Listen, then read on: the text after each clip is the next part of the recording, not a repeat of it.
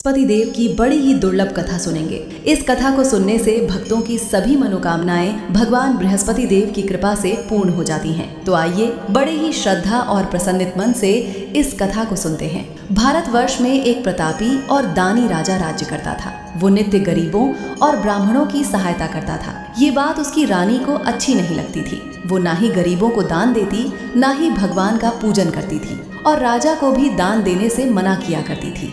एक दिन राजा शिकार खेलने वन को गए हुए थे, तो रानी महल में अकेली थी। उसी समय बृहस्पति देव साधु वेश में राजा के महल में भिक्षा लेने के लिए गए और भिक्षा मांगी तो रानी ने भिक्षा देने से इनकार कर दिया और कहा, हे साधु महाराज, मैं तो दान पुण्य से तंग आ गई हूँ। मेरा पति सारा धन लुटाते रहते हैं। मेरी इच्छा है कि हमारा धन नष्ट हो जाए, फिर ना रहेगा बांस, ना बजेगी बांसुरी। साधु ने कहा, देवी, तुम तो बड़ी विचित्र हो। धन संतान तो सभी चाहते हैं, पुत्र और लक्ष्मी तो पापी के घर भी होने चाहिए। यदि तुम्हारे पास अधिक धन है तो भूखों को भोजन दो, प्यासों के लिए प्याऊ बनवाओ, मुसाफिरों के लिए धर्मशालाएं खुलवाओ। जो निर्धन अपनी कुंवारी कन्याओं का विवाह नहीं कर सकते, उनका विवाह करा दो। ऐसे और कई काम हैं जिनके करने से तुम्हारा यश लोक और परलोक में फैलेगा। परंतु रानी पर उपदेश का कोई प्रभाव नहीं पड़ा। वो बोली, महाराज, आप मुझे कुछ न समझाएं। मैं ऐसा धन नहीं चाहती जो हर जगह बांटती फिरूं। साधु ने उत्तर दिया, यदि तुम्हारी ऐसी इच्छा है तो तथास्तु। ऐसा करना कि बृहस्पतिवार को घर लीप कर पीली मिट्टी से अपना सिर धोकर स्नान करना, भट्टी चढ़ाकर कपड़े धोना। ऐसा करने से आपका सारा धन नष्ट हो जाएगा। इतना कहकर वो साधु महाराज वहां से आलोक हो गए और साधु के अनुसार कई बातों को पूरा करते हुए रानी को केवल 3 बृहस्पतिवार ही बीते थे कि उसकी समस्त धन संपत्ति नष्ट हो गई। भोजन के लिए राजा का परिवार तरसने लगा। तब एक दिन राजा ने रानी से बोला कि हे रानी, तुम यहीं रहो, मैं दूसरे देश को जाता हूँ, क्योंकि यहाँ पर सभी लोग मुझे जानते हैं, इसलिए मैं कोई छोटा कार्य नहीं कर सकता। ऐसा कहकर राजा परदेश चला गया। वहाँ जंगल से लकड़ी काट कर लाता और शहर में बेचता था। इस तरह वो अपना जीवन व्यतीत करने लगा। इधर राजा के परदेश जाते ही रानी और दासी दुखी रहने लगी। एक बार जब रानी और दासी को 7 दिन तक बिना भोजन के रहना पड़ा, तो रानी ने अपनी दासी से कहा, हे दासी, पास ही के नगर में मेरी बहन रहती है, वो बड़ी धनवान है। तू उसके पास जा और कुछ लेकर आ, ताकि थोड़ा बहुत गुजार बसर हो सके। रानी दासी की बहन के पास गई। उस दिन गुरुवार था और रानी की बहन उस समय बृहस्पतिवार व्रत की कथा सुन रही थी। दासी ने रानी की बहन को अपनी रानी का संदेश दिया, लेकिन रानी की बड़ी बहन ने कोई उत्तर नहीं दिया। जब दासी को रानी की बहन से कोई उत्तर नहीं मिला तो वो बहुत दुखी हुई और उसे क्रोध भी आया। दासी ने वापस आकर रानी को सारी बात बता दी। सुनकर रानी ने अपने भाग्य को कोसा। उधर रानी की बहन ने सोचा कि मेरी बहन की दासी आई थी, परंतु मैं उससे नहीं बोली, इससे वह बहुत दुखी हुई होगी। कथा सुनकर और पूजन समाप्त करके वह अपनी बहन के घर आई और कहने लगी, हे बहन, मैं बृहस्पतिवार का व्रत कर रही थी। तुम्हारी दासी मेरे घर आई थी, परंतु जब तक कथा होती है तब तक ना तो उठते हैं और ना ही बोलते हैं, इसलिए मैं नहीं बोली। कहो, दासी क्यों गई थी? रानी बोली, बहन, तुमसे क्या छिपाऊं, हमारे घर में खाने तक को अनाज नहीं था। ऐसा कहते कहते रानी की आंखें भर आईं। उसने दासी समेत पिछले 7 दिनों से भूखे रहने तक की बात अपनी बहन को विस्तार पूर्वक सुना। रानी की बहन बोली, देखो बहन, भगवान बृहस्पति सबकी मनोकामना को पूर्ण करते हैं। देखो, शायद तुम्हारे घर में अनाज रखा हो। पहले तो रानी को विश्वास नहीं हुआ, पर बहन के आग्रह करने पर उसने अपनी दासी को अंदर भेजा तो उसे सचमुच अनाज से भरा एक घड़ा मिल गया। ये देखकर दासी को बड़ी हैरानी हुई। दासी रानी से कहने लगी, हे रानी, जब हमको भोजन नहीं मिलता तो हम व्रत ही तो करते हैं, इसलिए क्यों ना इनसे व्रत और कथा की विधि पूछ ली जाए, ताकि हम भी व्रत कर सकें। तब रानी ने अपनी बहन से बृहस्पतिवार व्रत के बारे में पूछा। उसकी बहन ने बताया, बृहस्पतिवार के व्रत में चने की दाल और मुनक्का से विष्णु भगवान का केले की जड़ में पूजन करें तथा दीपक जलाएं, व्रत कथा सुने और पीला भोजन ही करें। इससे बृहस्पति देव प्रसन्न होते हैं। और व्रत और पूजन विधि बताकर रानी की बहन अपने घर को लौट गईं। 7 दिन के बाद जब गुरुवार आया तो रानी और दासी ने व्रत रखा। घुड़साल में जाकर चना और गुड़ लेकर आईं। फिर उससे केले की जड़ तथा विष्णु भगवान का पूजन किया। अब पीला भोजन कहाँ से आए, इस बात को लेकर दोनों बहुत दुखी थीं। तुम्हें धन रखने में कष्ट होता था, इस कारण सभी धन नष्ट हो गया। और अब जब भगवान बृहस्पति की कृपा से धन मिला है तो तुम्हें फिर से आलस्य होता है। रानी को समझाते हुए दासी कहती हैं कि बड़ी मुसीबतों के बाद हमने ये धन पाया है, इसलिए हमें दान पुण्य करना चाहिए, भूखे मनुष्यों को भोजन कराना चाहिए और धन को शुभ कार्यों में खर्च करना चाहिए, जिससे तुम्हारे कुल का यश बढ़ेगा, स्वर्ग की प्राप्ति होगी और पितृ प्रसन्न होंगे। दासी की बात मानकर रानी अपना धन शुभ कार्यों में खर्च करने लगी, जिससे पूरे नगर में उसका यश फैलने लगा। उधर एक दिन राजा दुखी होकर जंगल में एक पेड़ के नीचे आसन जमा कर बैठ गया। वो अपनी दशा को याद करके व्याकुल होने लगा। बृहस्पतिवार का दिन था। एकाएक उसने देखा कि निर्जन वन में एक साधु प्रकट हुए। वो साधु वेश में स्वयं बृहस्पति देवता थे। लकड़हारे के सामने आकर बोले, हे लकड़हारे, इस सुनसान जंगल में तू इतना चिंतामग्न क्यों बैठा है? लकड़हारे ने दोनों हाथ जोड़कर प्रणाम किया और उत्तर दिया, महात्मा जी, आप सब कुछ जानते हैं, मैं क्या कहूँ? ये कहकर रोने लगा और साधु को अपनी आत्मकथा सुनाई। महात्मा जी ने कहा, तुम्हारी स्त्री ने बृहस्पतिवार के दिन बृहस्पति भगवान का निरादर किया है, जिसके कारण रुष्ट होकर उन्होंने तुम्हारी ये दशा कर दी। अब तुम चिंता को दूर करके मेरे कहने पर चलो तो तुम्हारे सब कष्ट दूर हो जाएंगे और भगवान पहले से भी अधिक संपत्ति देंगे। तुम बृहस्पति के दिन कथा किया करो। 2 पैसे के चने मुनक्का लाकर उसका प्रसाद बनाओ और शुद्ध जल से लोटे में शक्कर मिलाकर अमृत तैयार करो। कथा के पश्चात अपने सारे परिवार और सुनने वाले प्रेमियों में अमृत व प्रसाद को बांटकर खुद भी ग्रहण करो। ऐसा करने से भगवान तुम्हारी सब मनोकामनाएं पूरी करेंगे। साधु के ऐसे वचन सुनकर लकड़हारा बोला, हे प्रभु, मुझे लकड़ी बेचकर इतना पैसा नहीं मिलता जिससे भोजन के उपरांत कुछ बचा सकूं। मैंने रात्रि में अपनी स्त्री को व्याकुल देखा है। मेरे पास कुछ भी नहीं जिससे मैं उसकी खबर मंगा सकूं। और फिर मैं बृहस्पति देव की क्या कहानी सुनूं? मुझको तो कुछ भी मालूम नहीं है। साधु ने कहा, हे लकड़हारी, तुम किसी बात की चिंता मत करो। बृहस्पतिवार के दिन तुम रोजाना की तरह लकड़ियां लेकर शहर को जाओ। तुमको रोज से दुगना धन प्राप्त होगा, जिससे तुम भली भांति भोजन कर लोगे और बृहस्पति देव की पूजा का सामान भी आ जाएगा। बृहस्पति देव की कथा इस प्रकार है, सुनो।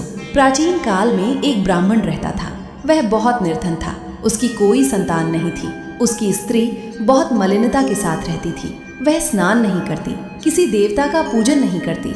इससे ब्राह्मण देवता बड़े दुखी थे। बेचारे बहुत कुछ कहते थे, किंतु उसका कुछ परिणाम नहीं निकला। भगवान की कृपा से ब्राह्मण की स्त्री के कन्या रूपी रत्न पैदा हुआ।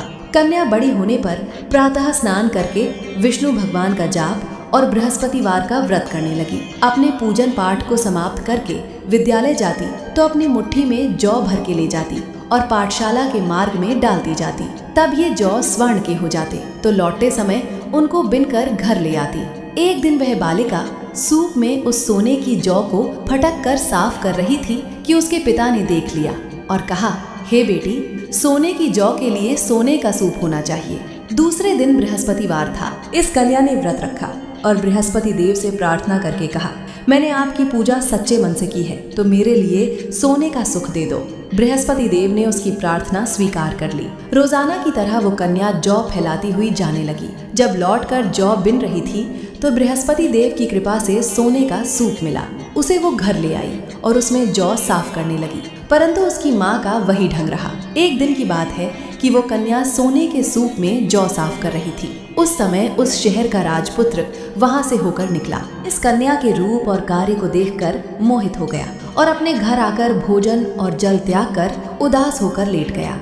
राजा को इस बात का पता लगा तो अपने प्रधानमंत्री के साथ उसके पास गए और बोले, हे बेटा, तुम्हें किस बात का कष्ट है? किसी ने तुम्हारा अपमान किया है अथवा और कोई कारण हो सो कहो, मैं वही कार्य करूंगा जिससे तुम्हें प्रसन्नता हो। अपने पिता की राजकुमार ने बातें सुनी तो वह बोला, मुझे आपकी कृपा से किसी बात का दुख नहीं है। किसी ने मेरा अपमान नहीं किया है, परंतु मैं उस लड़की से विवाह करना चाहता हूँ जो सोने के सूख में जौ साफ कर रही थी। यह सुनकर राजा आश्चर्य में पड़ गया और बोला, हे बेटा, इस तरह की कन्या का पता तुम ही लगाओ, मैं उसके साथ तेरा विवाह अवश्य ही करवा दूंगा। राजकुमार ने उस लड़की के घर का पता बताया। तब मंत्री उस लड़की के घर गए और ब्राह्मण देवता को सभी हाल बताया। ब्राह्मण देवता राजकुमार के साथ अपनी कन्या का विवाह करने के लिए तैयार हो गए तथा विधि विधान के अनुसार ब्राह्मण की कन्या का विवाह राजकुमार के साथ हो गया। कन्या के घर से जाते ही पहले की भांति उस ब्राह्मण देवता के घर में गरीबी का निवास हो गया। अब भोजन के लिए भी अन्न बड़ी मुश्किल से मिलता था। एक दिन दुखी होकर ब्राह्मण देवता अपनी पुत्री के पास गए। बेटी ने पिता की दुखी अवस्था को देखा और अपनी माँ का हाल पूछा। तब ब्राह्मण ने भी सभी हाल कहा। कन्या ने बहुत सा धन देकर अपने पिता को विदा कर दिया। इस तरह ब्राह्मण का कुछ समय सुखपूर्वक व्यतीत हुआ। कुछ दिन के बाद फिर वही हाल हो गया। ब्राह्मण फिर अपनी कन्या के यहाँ गया और सारा हाल कहा। तो लड़की बोली, हे पिताजी, आप माताजी को यहाँ ले आओ, मैं उन्हें विधि बता दूंगी जिससे उनकी गरीबी दूर हो जाए। वो ब्राह्मण देवता अपनी स्त्री को साथ लेकर पहुँचे तो अपनी माँ को समझाने लगी कि हे माँ, तुम प्रातः काल प्रथम स्नान आदि करके विष्णु भगवान का पूजन करो तो सब दरिद्रता दूर हो जाएगी। परंतु उसकी माँ ने एक भी बात नहीं मानी और प्रातः काल उठकर अपनी पुत्री के बच्चों की जूठन को खा लिया। इससे उसकी पुत्री को भी बहुत गुस्सा आया। उसने एक रात को एक कोठरी से सारा सामान निकाल दिया और अपनी माँ को उसने बंद कर दिया। प्रातः उसमें से उसे निकाला तो स्नान आदि करा के पूजा पाठ करवाया तो उसकी माँ की बुद्धि ठीक हो गई। इसके बाद वह नियम से पूजा पाठ करती और प्रत्येक बृहस्पतिवार को व्रत रखने लगी। इस व्रत के प्रभाव से उसकी माता और पिता बहुत ही धनवान और पुत्रवान हो गए और बृहस्पति देवता के प्रभाव से इस लोक के सुख को भोग कर अंत में स्वर्ग को प्राप्त हुए। इस तरह कहानी कहकर साधु देवता वहां से अंतर्ध्य हो गए। धीरे धीरे समय व्यतीत होने पर फिर वही बृहस्पतिवार का दिन आया। लकड़हारा जंगल से लकड़ी काटकर किसी शहर में बेचने गया। उसे उस दिन और दिन से अधिक पैसा मिला। राजा ने चना, गुड़ आदि लाकर गुरुवार का व्रत किया। उस दिन से उसके सभी क्लेश दूर हो गए। परंतु जब दोबारा गुरुवार का दिन आया तो बृहस्पतिवार का व्रत करना भूल गया। इस कारण बृहस्पति भगवान नाराज हो गए। उस दिन उस नगर के राजा ने विशाल यज्ञ का आयोजन किया था तथा शहर में यह घोषणा करा दी कि कोई भी मनुष्य अपने घर में भोजन न बनवाए न आग जलाए। समस्त जनता मेरे यहाँ भोजन करने आए। इस आज्ञा को जो न मानेगा उसे फांसी की सजा दी जाएगी। इस तरह की घोषणा संपूर्ण नगर में करवा दी गई। राजा की आज्ञा के अनुसार शहर के सभी लोग भोजन करने गए, लेकिन लकड़हारा कुछ देर से पहुंचा, इसलिए राजा उसको अपने साथ घर ले गए और ले जाकर भोजन करा रहे थे तो रानी की दृष्टि उस खूंटी पर पड़ी जिस पर उसका हार लटका हुआ था। वो वहां पर दिखाई नहीं दिया। रानी ने निश्चय किया कि मेरा हार इस मनुष्य ने चुरा लिया है। उसी समय सिपाहियों को बुलाकर उसको कारागार में डलवा दिया।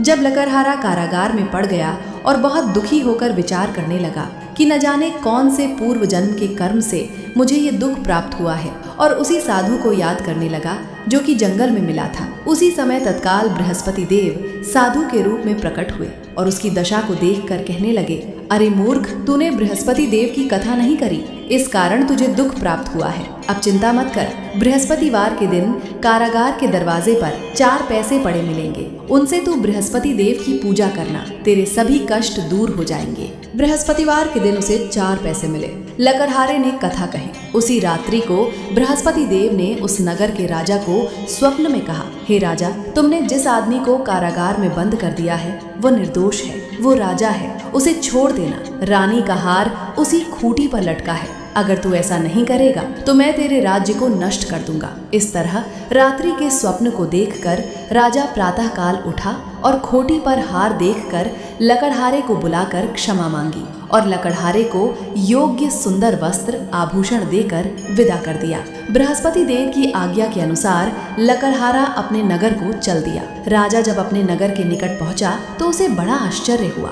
नगर में पहले से अधिक बाग, तालाब, कुएं तथा बहुत सी धर्मशाला, मंदिर आदि बन गई हैं। राजा ने पूछा, ये किसका बाग और धर्मशाला है? तब नगर के सब लोग कहने लगे, ये सब रानी और बंदी के हैं। तो राजा को आश्चर्य हुआ और गुस्सा भी आया। जब रानी ने ये खबर सुनी कि राजा आ रहे हैं तो उन्होंने दासी से कहा, हे दासी, देख, राजा हमको कितनी बुरी हालत में छोड़ गए थे। हमारी ऐसी हालत देखकर वो लौट न जाए, इसलिए तू दरवाजे पर खड़ी हो जा।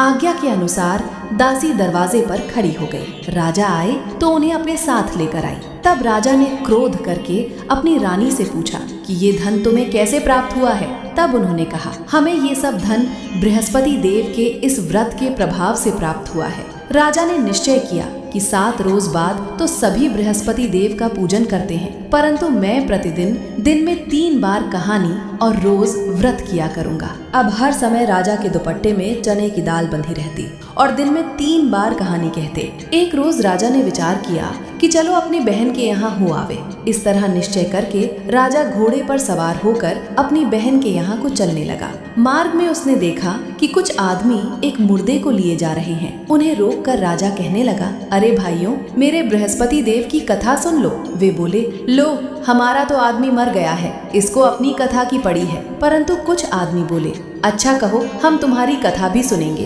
राजा ने दाल निकाली और जब कथा आधी हुई थी कि मुर्दा हिलने लग गया और जब कथा समाप्त हो गई तो राम राम करके मनुष्य उठकर खड़ा हो गया।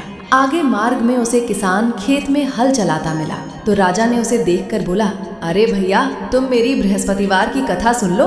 किसान बोला, जब तक मैं तेरी कथा सुनूंगा तब तक 4 हरैया जोत लूंगा। जा, अपनी कथा किसी और को सुनाना। इस तरह राजा आगे चलने लगा। राजा के हटते ही बैल पछाड़ खाकर गिर गए और किसान के पेट में बड़ी जोर का दर्द होने लगा। उस समय उसकी माँ रोटी लेकर आई और उसने जब ये देखा तो अपने पुत्र से सब हाल पूछा और बेटे ने सभी हाल कह दिया। तो बुढ़िया दौड़ी दौड़ी उस घुड़सवार के पास गई और उससे बोली कि मैं तेरी कथा सुनूंगी, तू अपनी कथा मेरे खेत पर चलकर ही कहना। राजा ने बुढ़िया के खेत पर जाकर कथा कही, जिसके सुनते ही वो बैल उठकर खड़े हुए तथा किसान के पेट का दर्द भी बंद हो गया। राजा अपनी बहन के घर पहुंचा। बहन ने भाई की खूब मेहमानी की। दूसरे रोज प्रातः काल राजा जगा तो वह देखने लगा कि सब लोग भोजन कर रहे हैं। राजा ने अपनी बहन से कहा, ऐसा कोई मनुष्य है जिसने भोजन नहीं किया हो? मेरे बृहस्पतिवार की कथा सुन ले। बहन बोली, हे भैया, ये देश ऐसा है कि पहले यहाँ लोग भोजन करते हैं, बाद में अन्य काम करते हैं। अगर कोई पड़ोस में हो तो देखाऊं। वह ऐसा कहकर देखने चली गई, परंतु उसे कोई ऐसा व्यक्ति नहीं मिला जिसने भोजन न किया हो। अतः वो एक कुम्हार के घर गई जिसका लड़का बीमार था। उसे मालूम हुआ कि उनके यहाँ 3 रोज से किसी ने भोजन नहीं किया है। रानी ने अपने भाई की कथा सुनने के लिए कुम्हार से कहा। वो तैयार हो गया। राजा ने जाकर बृहस्पतिवार की कथा कही, जिसको सुनकर उसका लड़का ठीक हो गया। अब तो राजा की प्रशंसा होने लगी। एक रोज राजा ने अपनी बहन से कहा कि हे बहन, हम अपने घर को जाएंगे, तुम भी तैयार हो जाओ। राजा की बहन ने अपनी सास से कहा तो सास ने कहा, हाँ चली जा, परंतु अपने लड़कों को मत ले जाना, क्योंकि तेरे भाई की कोई औलाद नहीं है। बहन ने अपने भैया से कहा, भैया मैं तो चलूंगी, पर कोई बालक नहीं चलेगा। तो राजा बोला, जब कोई बालक नहीं चलेगा तब तुम ही क्या करोगे? बड़े दुखी मन से राजा अपने नगर को लौट आया। राजा ने अपनी रानी से कहा, हम निर्वंशी हैं, हमारा मुंह देखने का धर्म नहीं है और कुछ भोजन आदि नहीं किया है। रानी बोली, हे प्रभु, बृहस्पति देव ने हमें सब कुछ दिया है, वो हमें औलाद अवश्य देंगे। उसी रात को बृहस्पति देव ने राजा से स्वप्न में कहा, हे राजा, उठो, सभी सोच त्याग दो, तेरी रानी गर्भ से है। राजा को ये बात सुनकर बड़ी खुशी हुई। 9वें महीने में उसके गर्भ से एक सुंदर पुत्र पैदा हुआ। तब राजा बोला, हे रानी, स्त्री बिना भोजन के रह सकती है, पर बिना कहे नहीं रह सकती। जब मेरी बहन आएगी तो मुझसे कुछ मत कहना। रानी ने सुनकर हाँ कर दिया। जब राजा की बहन ने ये शुभ समाचार सुना तो वो बहुत खुश हुई और बधाई लेकर अपने भाई के यहाँ आई। तभी रानी ने कहा, घोड़ा चढ़कर तो नहीं आई है, गधा चढ़कर आई है। राजा की बहन बोली, भाभी, मैं इस प्रकार न कहती तो तुम्हें औलाद कैसे मिलती? बृहस्पति देव ऐसे ही हैं, जैसी जिसके मन में कामनाएं हैं सभी को पूर्ण करते हैं। जो सद्भावना पूर्वक बृहस्पतिवार का व्रत करता है एवं कथा पढ़ता है अथवा सुनता है, दूसरों को सुनाता है, बृहस्पति देव उनकी सभी मनोकामनाएं पूर्ण करते हैं। बृहस्पति देव उनकी सदैव रक्षा करते हैं। जो संसार में सद्भावना और सच्चे हृदय से बृहस्पति देव का पूजन करते हैं, उनकी सभी मनोकामनाएं उसी प्रकार पूर्ण होती हैं जैसे राजा और रानी ने बृहस्पति देव की कथा का गुणगान किया। उनकी सभी इच्छाएं बृहस्पति देव ने पूर्ण की। मनुष्य को हृदय से उनका मनन करते हुए जयकारा करना चाहिए। तो प्रेम से बोलिए, बृहस्पति देव की जय, विष्णु भगवान की जय, समस्त देवी देवताओं की जय।